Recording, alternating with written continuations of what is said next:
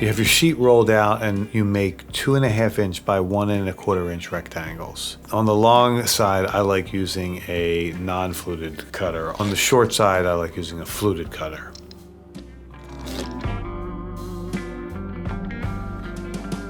Then I use my 2 fingers and my thumb. My index is right in the middle, and my thumb and my middle finger are on the ends, and then I squeeze my thumb and my middle finger together while I lift up my index finger.